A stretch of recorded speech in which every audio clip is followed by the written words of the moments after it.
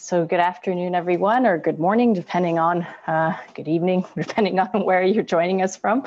My name is Darina Semyonov, AgeWell's Policy and Knowledge Mobilization Manager. I would like to start today's session by acknowledging that the land I'm joining you from is the traditional territory of many nations, including the Mississaugas of the Credit, the Anishinaabe, the Chippewa, the Haudenosaunee, and the Wendat peoples, and is now home to many diverse First Nations, Inuit, and Métis peoples. I also acknowledge that Toronto is covered by Treaty 13, signed with the Mississaugas of the Credit, and the Williams Treaties, signed with multiple Mississaugas and Chippewa bands. As a reminder, today's webinar is being recorded, and we will be posting the recording on our YouTube channel in the coming week. And in the chat, I have my colleagues, Carolina Yaloska and Taja Duncan, who can help with any technical challenges, and we'll be providing you with some links for further information about AgeWell and some of the topics we're going to be talking about today. And so before we get into keeping your brain active and healthy during COVID-19 with Dr. Andrea Wilkinson and Dr. Frank Knoefel, I am going to give you a very brief overview of AgeWell. I know many of you are familiar with this spiel, so I'll make it quick. So in a recent poll that we conducted in 2020, we found that 66% of Canadians aged 50 plus believe tech advances can help to lessen the impact of COVID-19 on daily life. And 76% of Canadians over 50 also are confident using current technology, and many are also willing to pay out of pocket for technology that helps them to stay at home. And so this is where AgeWell comes in to really try and bridge that gap and break down some of the myths around technology and aging. A lot of folks think that older adults are not tech savvy, and that is simply not true, especially not now.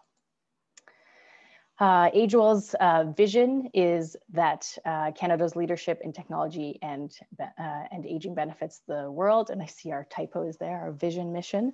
Our mission is to develop a community of researchers, older adults, caregivers, and partners, and future leaders. And we have developed this community, and we continue to do so with the goal of accelerating the delivery of technology-based solutions that make a meaningful difference in the lives of Canadians. You can see the successes of our community here: over 250 researchers, over 1,000 trainees supported, or HQP, and most importantly, almost 5,000 engaged older adults and caregivers, anywhere from the project level to advisory capacities and network level activities. And here you can see we have now over 118 solutions coming out of our network, and many of them are technologies, but we also look at policies, practices, and services, and talk about holistically how you need to bring all those three things together to really make a difference in the lives of Canadians. So now I will pass it over to Dr. Frank Knoefel to introduce himself and start his presentation.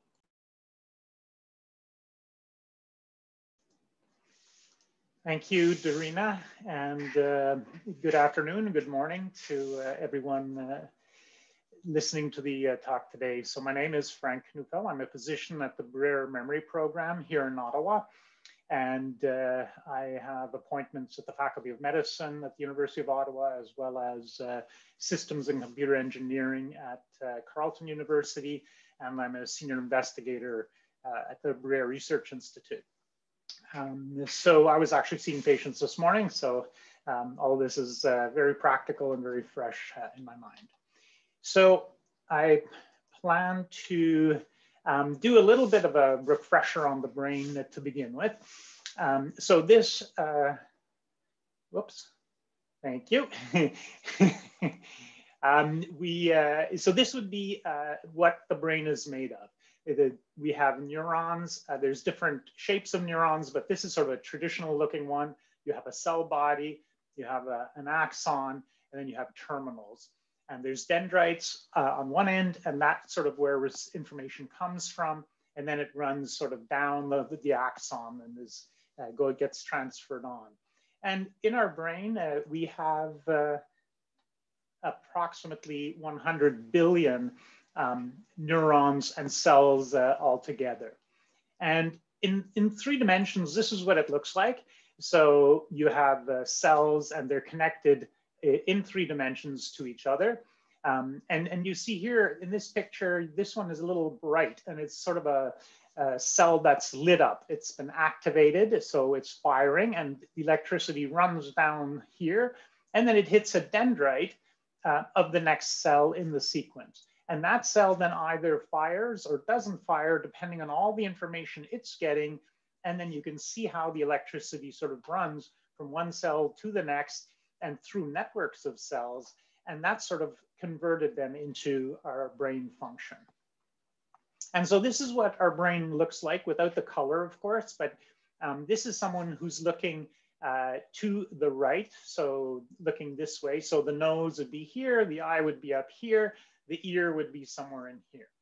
And so we have a number of lobes, and I'm not going to spend too much time naming them, but just to say that different parts of the brain are responsible for different activities. So vision, for instance, is in the back, the occipital lobe. You've got hearing and language, which are sort of in that temporal parietal lobe area. You've got visual spatial abilities, orientation to time and place.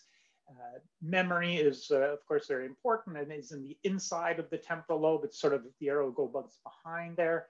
And executive functioning is at the frontal part of the brain. And each of these, you know, I could easily spend an hour talking about, but we don't have that kind of time. But just to say that the different parts of the brain do different things. So the brain is in a box, the skull, which is a good thing because it's protected and the brain is very soft, it's easily to damage. But that means we need to feed it. And how do we feed the brain? It's through arteries. And here you see the carotid artery, and this person, we've injected them with some dye, and then the blood flow is sort of tracked. And you can see how, you know, there's finer and finer branches of the circulation. To feed the brain, both oxygen and sugar. Those are sort of the key ingredients, but then proteins and various other elements as well. And ultimately, believe it or not, each one of those neurons needs to have 1 or 2 capillaries to feed it. So you can imagine if we have 100 billion neurons, we have to have 100 billion of these little capillaries. So 1 or 2 big carotid arteries that start on each side of the neck end up going into this sort of 100 billion network. And so you can imagine that wee little tiny clots that don't make a big difference in day-to-day life, if they do block one of these small arteries, they can impact the cells locally. So that's sort of the infrastructure of the brain. So let's talk about what happens as we age, and I call it the bad news. So our lungs, of course, take in the oxygen that the brain needs. So what happens with our lungs as they age? There's decreased airflow, there's decreased air exchange that happens at the level of the lung. And similarly, digestion, we do need to absorb the food, the nutrients that the brain requires. B12 is an important element as an example. And just through aging, through the various things that happen as we age, there's going to be changes in this absorption. The heart and the circulatory system is not protected either from aging. The heart gets weaker as we age. The circulation is less flexible, less responsive, ultimately leading to decreased blood flow to the brain. And then the brain itself is aging, and it's estimated that we lose about 50,000 brain cells a day after the age of 29. I haven't been 29 for a while, so I've lost a few of those. And you know, so if you figure it out, it's about 20 million brain cells a year. But if we have, you know, over 20 billion, you can see it's only about 0.1% of our brain population that sort of dies in a typical year. So just to recap, the challenges to our brain with aging are that less oxygen is coming in, less good absorption of the nutrients the brain needs. The pump that circulates all this stuff from the stomach and the lungs to the brain isn't working as well. The circulation isn't responding as well. We're getting more clots, it's getting thicker, more clots in the system. And so that's all bad news for the brain.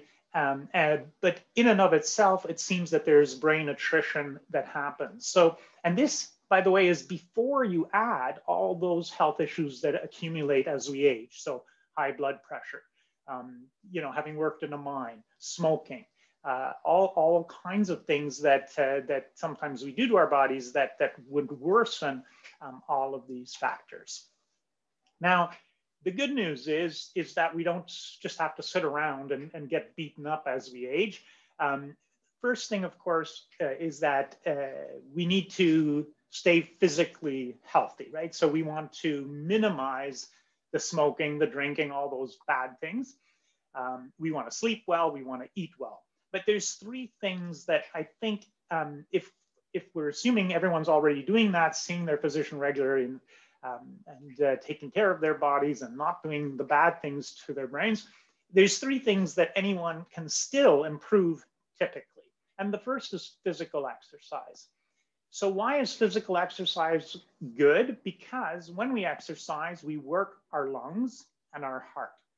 So at the lung, we're breathing more heavily. So we're improving the elasticity, we're developing the muscles in the lungs. So we have better breathing in and breathing out.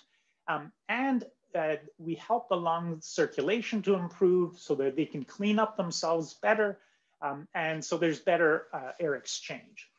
Bowels move better with exercise. And as I said, heart function is improved because the heart essentially is a muscle and its sole job is to make sure the rest of the body gets the amount of oxygen and nutrition they need. So if we're using our legs, let's say we're sitting on an exercise bicycle, the legs are working hard, they're burning a lot of sugar, they're using up a lot of oxygen, and they're saying, hey, I need a little bit more of that. So they call to the heart, give me a little bit more output.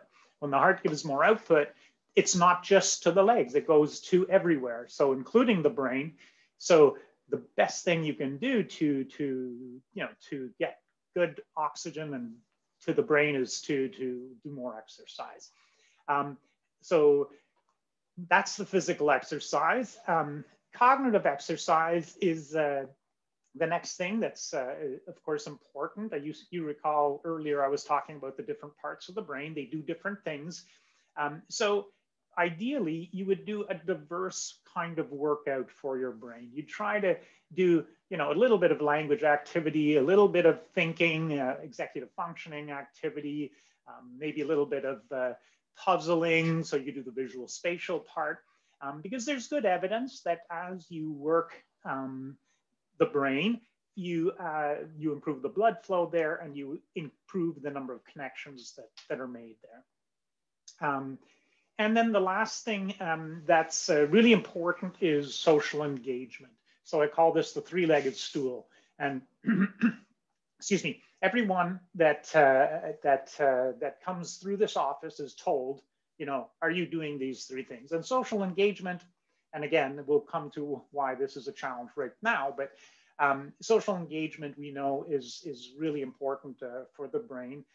It's putting in practice a lot of the cognitive things that we might be doing on our own, putting them into practice full tilt. So those are the three things that we can do. And there is evidence that all three of these can reverse brain aging or at least slow it. Physical exercise, there's been good studies that have shown that actually the brain looks a couple of years younger after doing 6 months of good exercise, just as an example. So why is COVID such a pain? Because we are required to physically distance, right? The whole point is that we do not spread virus amongst ourselves. But by doing that, if we have only very small sidewalks and busy roads where we live, then walking on the sidewalk becomes a challenge because we can't even physically distance there. So we're going to decrease our exercise. If we usually go to Bridge Club, and now Bridge Club is closed because of COVID restrictions, we're going to get less cognitive exercise. And of course, social engagement, is the fundamental challenge. By physically distancing, we're also decreasing our mood. So we're more likely to get down when we're separated from our loved ones. When we're down, we're not going to exercise as much. We're not going to be motivated to do any kind of cognitively stimulating activity. And when we're down, we're less likely to try to get together with our friends. And so you can see this is sort of a spiral that sort of builds on itself: the physical distancing, the decreased mood. And we know, unfortunately, that in addition to all this, people are more likely to wait and delay seeing their healthcare provider. We're less likely to go shopping, so we're going to eat less variety of food, and we're going to less nourishing things for our brain. So all this is sort of the COVID reality, and why a lot of people are struggling. This is sort of a vicious circle of the COVID. Again, the good news is there are ways to try to work around it. It's not a perfect world by in any stretch, but to do physical activity, there is technology that many of us already have. If you have an exercise bicycle, even though that's not your favorite, you'd rather go bike riding with your friends. Well, right now, the home bike's going to have to suffice. Pedal machines, those are the little boxes with pedals that you can just put in front of the television, watch television, and just be moving while you're sitting there. Doing stairs, people say, well, I live in a condo. I'm not supposed to meet people in the elevator. It's super complicated to get anywhere. Well, if you're not supposed to meet in the elevator, well, then take the stairs. You're going to get your physical exercise there. Cognitive activities, there's all kinds of books and puzzles, things you can do on your own. There's online training, and there are games you can play. And more and more over the last year, of course, there have been developments that using technology that facilitate this. So now, as an example, my family, we play bridge online. So even though we're in 3 different parts of Ontario, we get together and we play bridge online. So we're continuing to do our cognitive stimulation, cognitive activities. And of course, what we're doing right now, social engagement through video or telephone, it is very helpful and way better than sitting alone at home. So I know the Dementia Society has even singing activities on video calls. They play games, they do current events, that kind of thing. So it is possible and highly desirable to use technology as much as we can to help circumvent sort of the COVID reality. So that's it for me. I'll pass it on to my colleague, Andrea. Hello, everyone. Sorry, I just want to make sure I have control over these slides before I start talking. I think that I have it now. Let's see. Let me just double check here. All right. I'm in control. Amazing. So hello, everyone. Thank you so much for joining us today. I'm really excited to be chatting with you all. I wanted to start with a little bit about just my background, because I think that it's relevant for how it is that I got to be sort of an expert in brain health. And so I've been studying cognitive aging and how to keep our minds healthy since 2002. I got an undergrad degree at McMaster University. I was always interested in exploring ways that we can keep our brain healthy. And that sort of derived out of this experience that I had when I was studying as an undergrad, working with people with severe mid to late stage dementia in long-term care homes. And so that experience really solidified for me my interest in understanding how we can preserve our brain health for as long as possible. And so I went on to do my master's and my PhD at Ryerson University, studying how brain games specifically could help us maintain our brain function. So this is now back in 2007, 2009. So this research is well known now that the brain game world sort of has limitations. So what we found from my research, and also what's been found in the literature in general, is that we get better at the specifics of the game that you're playing online, but there aren't a lot of generalized benefits. So what that means is that if you are, for example, playing a word finding game, so you are getting better at and practicing the ability to find words in bubbles that are floating up on a screen, you get better at finding words in bubbles that are floating up on a screen, but you don't get better at, coming up with words in conversation in real time. And so this question, or this research finding from grad school, really led me to think then, if brain games aren't the avenue that we can use to keep our brain healthy, what can we do? And so in 2014 is when I got my PhD. Research started coming out about the benefits and importance of lifestyle on keeping our brain healthy. And so this is where my sort of attention went. And I started to create my company, and I incorporated my platform. It's called BrainShape.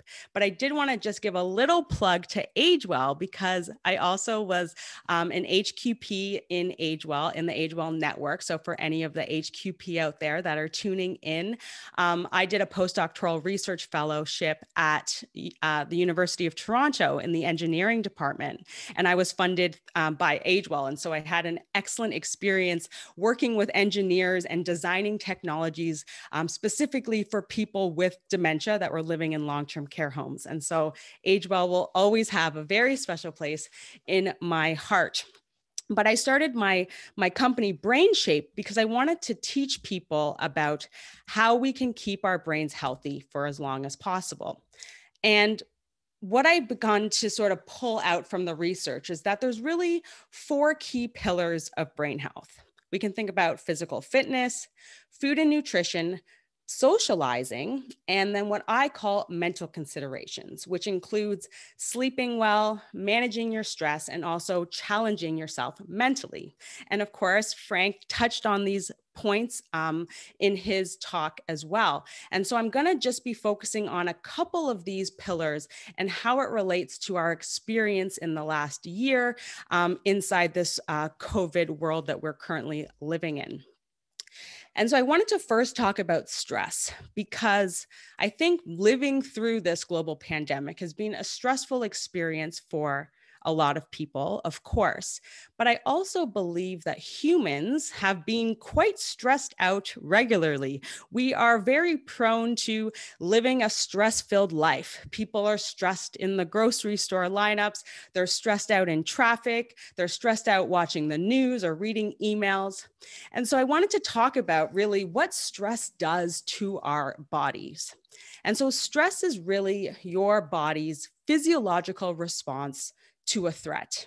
So regardless of whether that threat is real or perceived, but we can think about how our stress response evolved hundreds of thousands of years ago.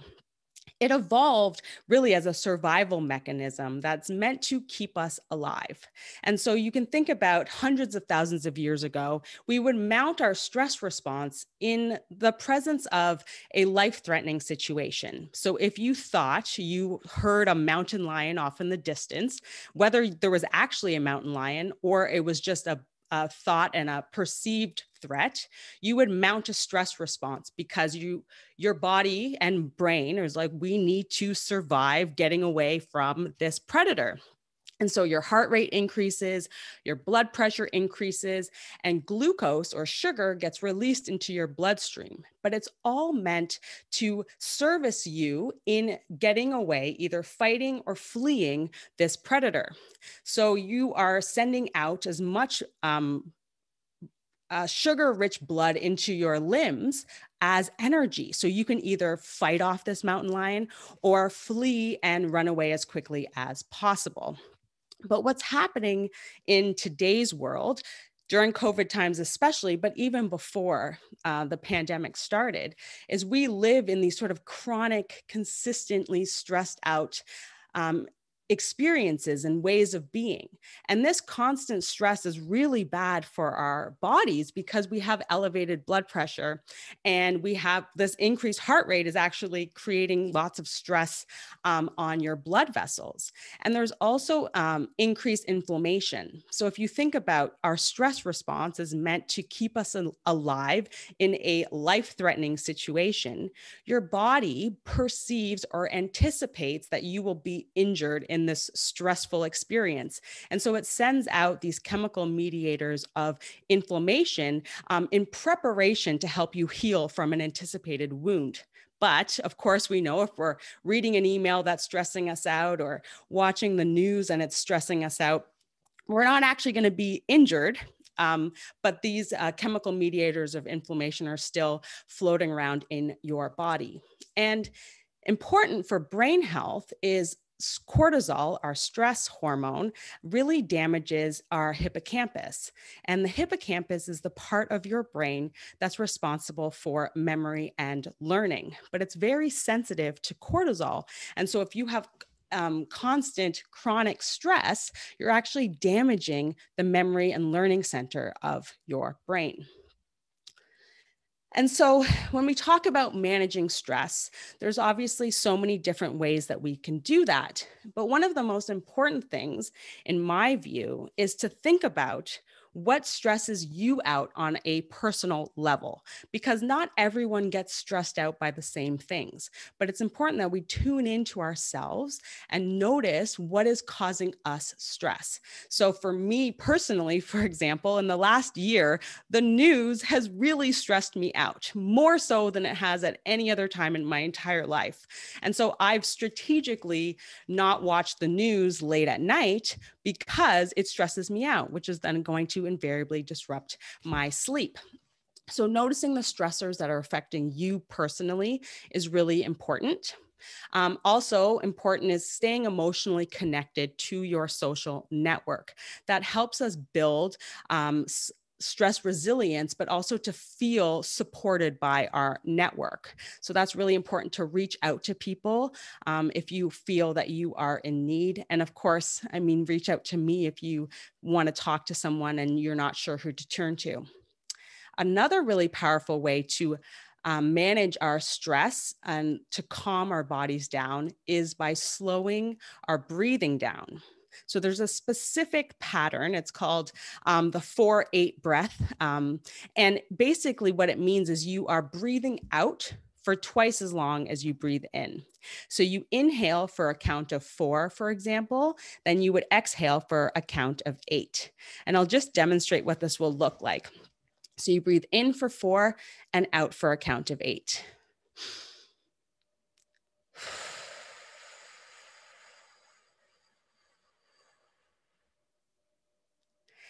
And so you can do that a few times, maybe for a minute or so, and you will feel your body literally start to calm down. I just did that one time and I already feel calmer. So it's extremely powerful. It helps stimulate your vagus nerve, which is a part of your parasympathetic nervous system. That's the side of your nervous system that's responsible for the rest and digest states of being. And it works in opposition to your stress response. So when you are stressed out, you're activating the side of your nervous system called your sympathetic nervous system. And your sympathetic nervous system and your parasympathetic nervous system work in opposition to each other. So if you're really stressed out and your sympathetic nervous system is turned on, your parasympathetic nervous system, your rest and digest side of your nervous system is ramped down. And vice versa, if you are feeling rested and calm, then that invariably means that your stress response, your sympathetic nervous system is turned down. So this slow breathing will slow your heart rate down and also lower your blood pressure. So you can remember that breathing out for twice as long as you breathe in is a really powerful way to quickly manage a stressor in your life. And the last piece is around exercise. So exercising is very important, and Frank touched on this as well. But one of the powerful ways that fitness works is it helps us use up some of that extra glucose that we've now, if we're stressed out, as I mentioned, you get stressed, your body sends out extra glucose into your bloodstream so that you have energy to fight or flee a predator. Although we know in current day scenarios, there aren't usually a predator around. But physical fitness helps you use that extra glucose more effectively. And it also helps promote stress resilience. And this is because a neural protein called galanin is increased. And this helps buffer your brain's response to stress. Physical fitness also helps you lower your blood pressure, and it's extremely powerful, as Frank mentioned, for keeping our brains healthy. And one of the ways that it can help keep your brain healthy is through something called neurogenesis. So neurogenesis is the growth of new brain cells. And so there is some discussion and debate around how many, if humans grow new brain cells and how many of them do they grow each day. But there is some research that shows that human beings, adult humans, grow around 700 new brain cells every single day. But when we're exercising, we can double or even triple the number of new brain cells that we're growing. And these new brain cells grow specifically in your hippocampus, the part of your brain that's responsible for memory and learning. And this part of your brain, the hippocampus, is known to shrink or to start to atrophy after the age of 60, which is a part of normal aging. So this is not to do with pathology or dementia, but as a normal aging experience is the hippocampus starts to shrink. And it says, the research suggests at a rate of around 1% per year after the age of 60. But by exercising, we can help grow new brain cells. And then if you add on mental challenge and stimulation, you'll help those new brain cells actually connect to existing neural networks. And when you're exercising, you also increase a molecule called brain-derived neurotrophic factor, which helps those new brain cells grow and survive so that they can then attach to an existing neural network. And so it's really important for us to think about moving our bodies in some way for at least 30 minutes a day. And I like to say that because it makes it really simple. We don't have to think about averages across the week or when we're going to move. It's just about being intentional about moving your body every single day for about 30 minutes. And even if you're just going for a walk, that is tremendously powerful. And there's even research that shows that walking can help preserve brain health as we age. So the last piece that I wanted to touch on was around sleep. So if you are stressed out, it's often the case that you're not going to be sleeping well. And so if you're not sleeping well, your blood pressure will be increased by virtue of not sleeping, because when we're asleep, our heart rate slows down, our breathing slows down. And so not only is your blood pressure increased, but it also disrupts hormone secretion. So hormones such as cortisol and melatonin, which is your sleepy hormone, but it can also disrupt our hunger hormones, ghrelin and leptin. And so when people aren't sleeping properly, they often have these symptoms of being really insatiable and really hungry all the time. And so it's because of that hormone, disrupted hormone secretion that is resulting in these feelings of hunger. Also, if you're not sleeping well, research shows that there's around a 5% increase in plaque accumulation after just one night of not sleeping properly. But the good news is that when you do sleep properly, those accumulated plaques will get washed away. And we know that sleep is really important for mental processing and memory consolidation, so we can feel mentally sharp and focused throughout the day. But importantly for our brain health is when we are sleeping, during the deep, slow wave sleep, our glial cells, these magical cells, turn on and actually wash our brain out. And we get rid of all of these waste products and toxins and that plaque that's accumulated throughout the day. All of that gets washed away when we get a good night's sleep and we're in that deep sleep stage. So sleep is tremendously important. And of course, if you're not sleeping well, of course, if you're feeling really stressed out, especially in the last year, you probably have noticed that it is disrupting your sleep. And so just a couple of strategies that you can use to improve your sleep. One is to get daylight exposure. So even if it's not sunny, it's not a sunny day today in Toronto, it's a little bit overcast, but there still is, it's still light outside. So you get light exposure and it helps communicate with your brain and make sure that your circadian rhythm is following a certain pattern where you are awake during the day and sleeping at night. It's also important to stay active, so physically active and also mentally active, because this helps increase your sleep drive. It increases your need to sleep. So you want to get out and move your body, but also seek out novelty and mental challenges. You want to stimulate your mind and get out of your comfort zone. So for example, just attending today's talk and learning something new is going to stimulate your brain. And then also keeping a regular schedule. So you want to be sleeping around the same times and eating your meals and moving your body around the same time, even every day, just to keep that regular schedule so that your circadian rhythm can start to get a certain pattern that you want to be sleeping at night and awake during the day.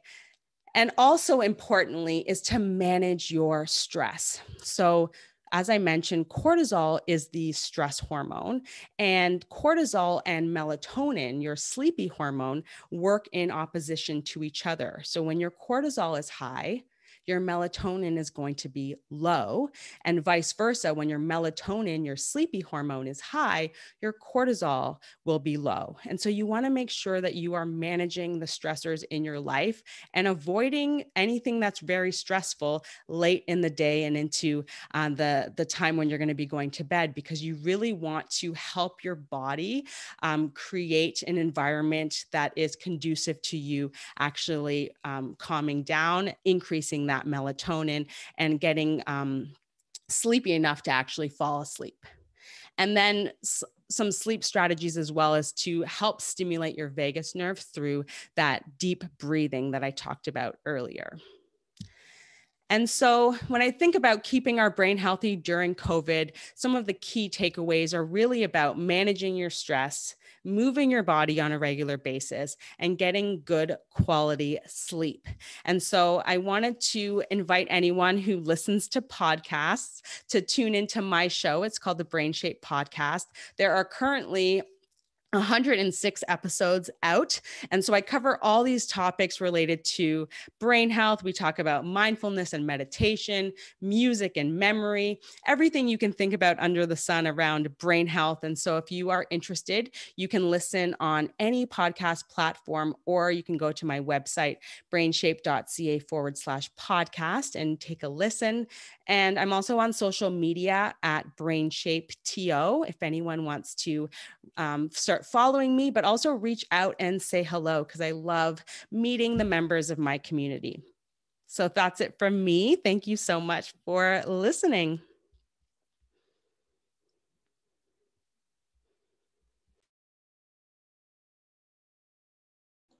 Thank you, Andrea. I'm just trying to unmute myself here.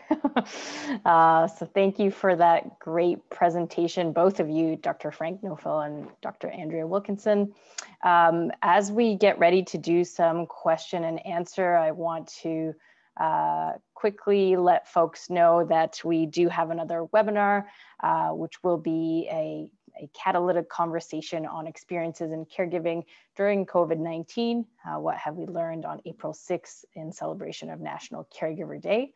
You can see all the panelists there, and there's a link in the chat for registration. And we also have a very quick survey for you to fill out to let us know how you like today's webinar. I'm gonna stop sharing my screen now. If anyone needs to go back to any of those slides, let us know, we're happy to. And I think I'll start off with a question. I really enjoyed both of your talks, Frank. I feel like you've given me a reason to go out and buy more puzzles. I've done a couple of those during the pandemic, big puzzle lover. Andrea, I've perused your podcast, so I'm really excited to give that a listen soon. So my first question, and I think you started talking about this, you both mentioned different strategies to maintain your brain health during this time. And so I'm curious, kind of what are you hearing from your communities? What's working for them during this time? And obviously keep it all anonymized. I know, Frank, especially, you've got patients, but maybe we can start with you. What are people finding is working for them? Yeah, so as I mentioned, groups like the Dementia Society have great programs available now. So the most important thing is that don't let COVID or the current physical distancing rules separate you from the people you care about. So if you are part of a group, then find new ways, use technology, and to relink up with that group. And I think the groups like the Dementia Society or Alzheimer's Society have done really well in making their programs available online. And like I said, we personally we were playing bridge online so that we get together with friends online and play cards. And so I think that's really important for the social connectedness. On the cognitive side, there's there's less evidence, as Andrea pointed out, but there are some software platforms that seem to be showing promising results on more complete brain training programs. So I do prescribe that for some of my patients, so. It's a mix, and it's be creative and get together virtually and stimulate each other to do the right things. I'll pass it on to Andrea. Yeah, those are great suggestions. And I was thinking when you mentioned that you play bridge with your family online, I sometimes connect with my partner's family. We get together and play euchre mostly, but sometimes we play hearts as well. But there's the website it's called trickster.com, and it's great because it has the games, like a bunch of different card games, but it also has the video feed. So you get to see each other and chat, and it's actually really quite lovely and fun. So a lot of the people in my community and the clients that I work with, they're obviously paying attention to the 4 key pillars of brain health. So staying physically active, eating well, nutrient dense, whole foods, staying socially connected in safe ways, managing stress, as I talked about, and sleeping well. But one of the things that I didn't actually get to touch on that my clients are really finding valuable is this idea of a gratitude practice. And I know people have heard about that. We've all heard about it. It's like, oh yeah, okay, gratitude. Like, what's that going to do?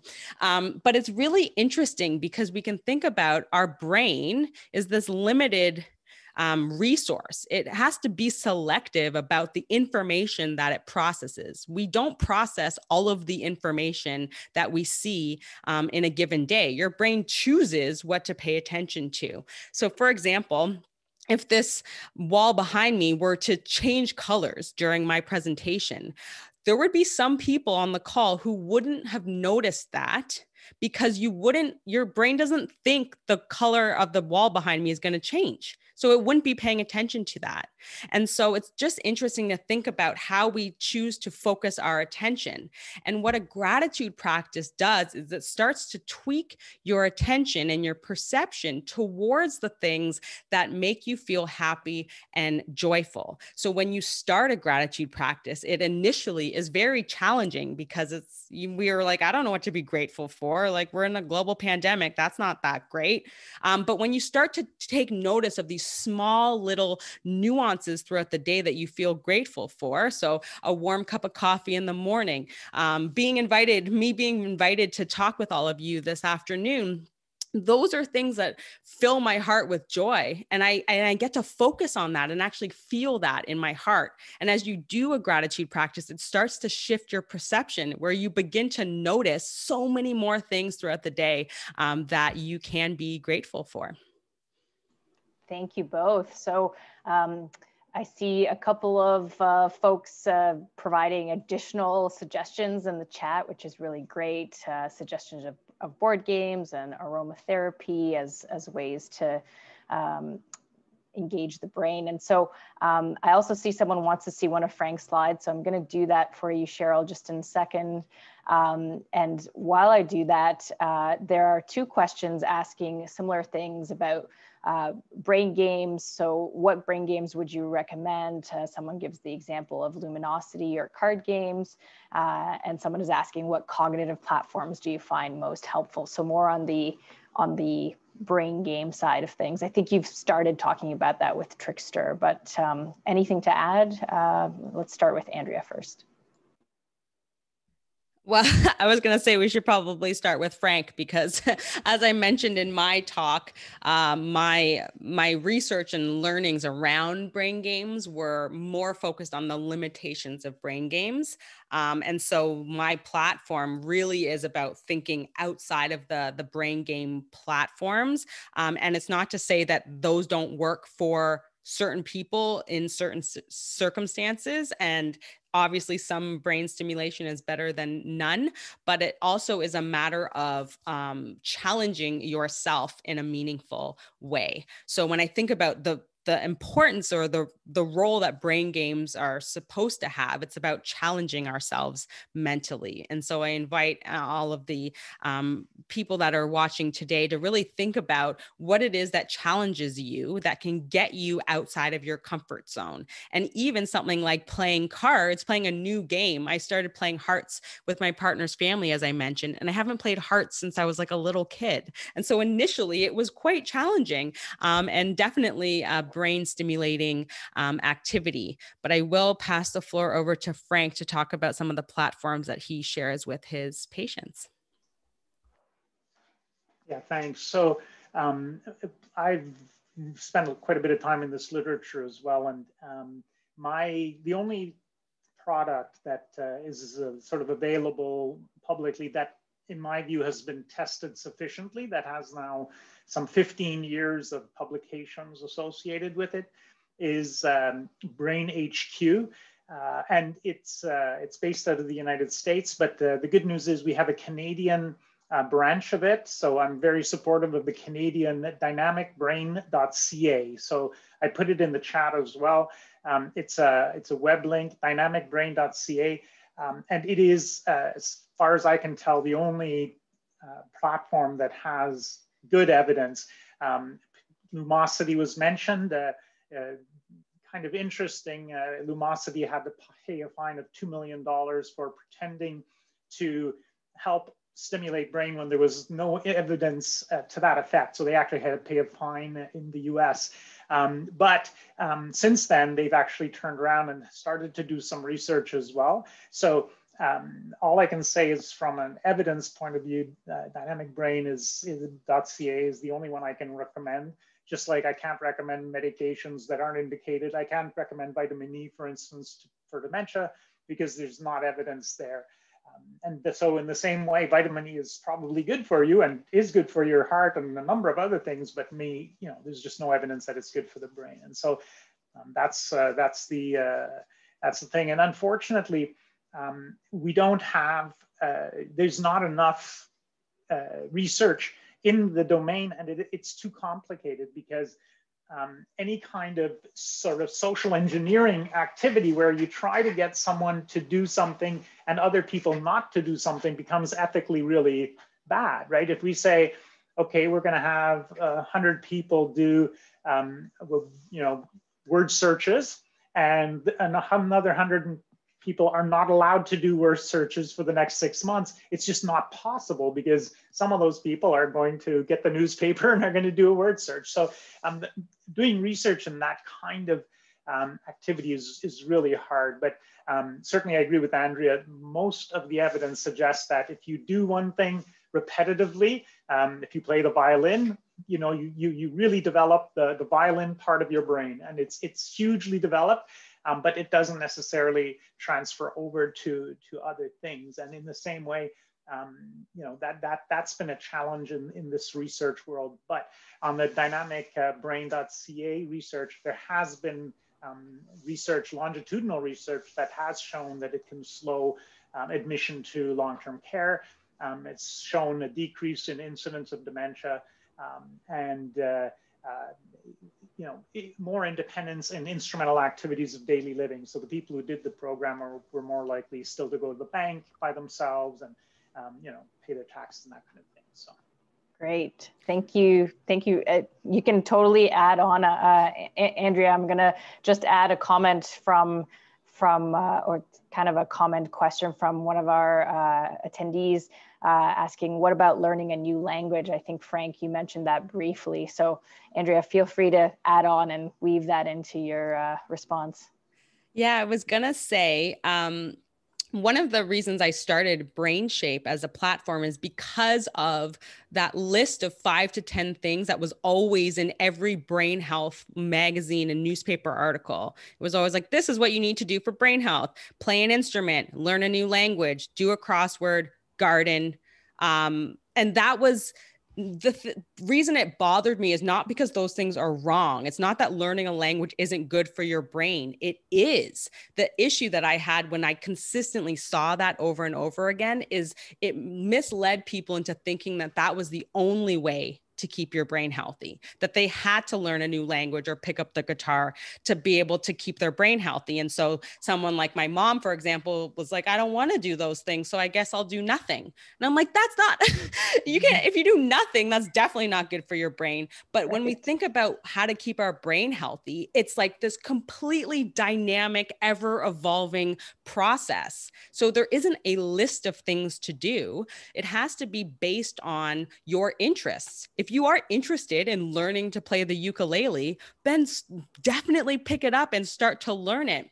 The key is that you keep doing the activity even when it becomes difficult, because that's the thing about brain challenge, getting out of your comfort zone, is it's hard and it's uncomfortable and we fail. And we don't like that as humans. And we're like, well, I'm not doing a good job, so I'm going to stop. But when you have that underlying motivation of, I want to learn this skill, you push through the challenge. And that's where the brain benefits take place. Yeah. And speaking as an amateur ukulele player, you do not have to practice daily to be good at ukulele.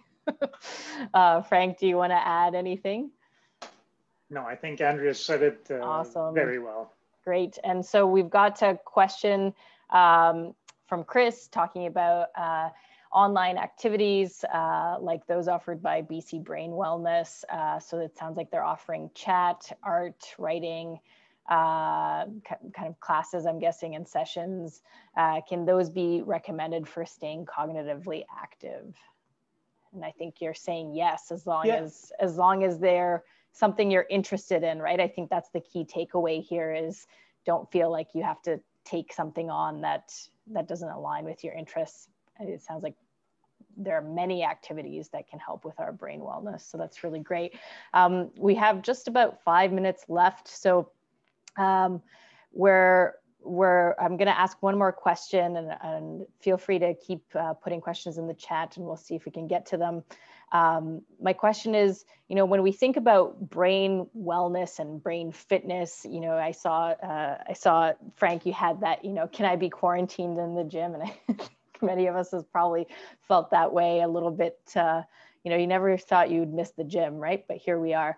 And so we're all familiar with kind of personal trainers or fitness instructors, but do we need coaches for our brain health, and what would that look like? So I'm going to pass it over to Andrea first.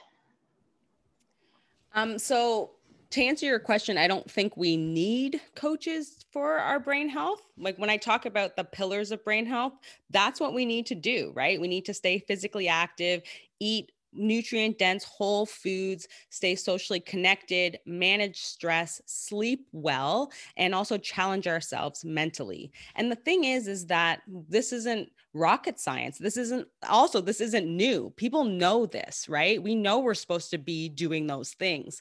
The issue is we're not. People aren't doing those things, or they feel helpless against their circumstances. So, for example, someone that is really stressed out and not sleeping well, they're like, I wish I wasn't stressed out and I was sleeping well, but I'm not. And so that's where the difficulty comes in. And that's where I think online or a coach or some sort of trainer and support can be helpful. And so I designed and developed a 90-day one-on-one coaching program for the clients that I work with. It's called the Brain Vitality Blueprint. And I designed it specifically to teach the pillars of brain health, which is the fundamentals of what we need to do. But importantly, how do we get out of our own way to actually start to implement the things that we know we need to be doing in our everyday life? How do we begin to dismantle the stressors that show up for us? And how do we change our relationship with those stressors so that we don't feel and have those physiological responses like increased heart rate, increased blood pressure? That's not good for our health. And so inside my one-on-one program, I think one of the key pieces, in addition to the education and the homework pieces, it's this one-on-one support component. So I meet with all of my clients on a weekly basis through a Zoom chat, but it's really about sort of breaking down what's getting in the way of them actually showing up in a way that they feel they need to for their brain health and physical health. So like I said, we know the 4 key pillars of brain health. We know what we need to be doing, but sometimes we need support in actually implementing those strategies that we should be living in alignment with. Great. And Frank, I'm going to loop in another comment here, probably the last one. Someone is asking for recommendations for seniors courses specifically, and I think it's more related to our last kind of discussion. So, but feel free to comment on the do we need a coach, or what does that look like piece as well. Yeah, and I just to go to the coach thing first. I mean, the way I tell people to think about brain training is sort of to think about it in the same way you do body training, right? So, some people are highly motivated. They go to the gym. They figure out, I'm going to do some of this, some of that, some of that. They get a whole body workout, and they come out, and 6 months later, they're in great shape, and they're and that's great. Other people are going to go to the gym. They're going to pick out one thing they really like, and they're going to do a lot of that. And they're going to go after 6 months. Well, how come I don't look as good as the other person? We've both been here for 6 months. Well, that's where a trainer can make a real difference, right? Someone who's a professional will always be able to give you advice and guide you down the path that's going to do the more holistic, the better, the more evidence-based approach. So, but I also want to caution, it's, if you can't afford a coach or whatever, that doesn't mean that your exercise isn't good either, right? So I always want to keep a balanced view and say, if you can motivate yourself, and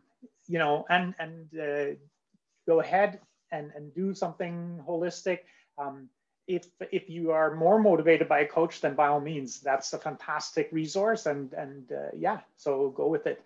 And seniors courses, I would say you can't go wrong, right? Because you'll go to class, you'll learn something new.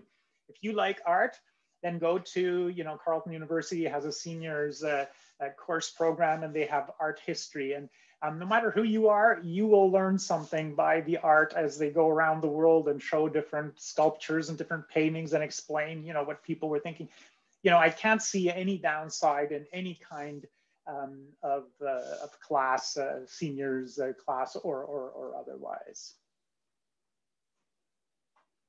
Thank you. And it's reminding me that there's a source called SAGE, where older adults actually teach short kind of one-on-one sessions on various things like doodling, for example. So I'll dig that up, and I'll put it in the chat, or we'll send out a note actually that'll probably be better to all the participants at the end, with all of these pieces that folks have put in the chat in terms of resources and links to the various places, including Andrea's podcast and things like that. So thank you again both for joining us. We are at time, and thank you for all of you who stayed on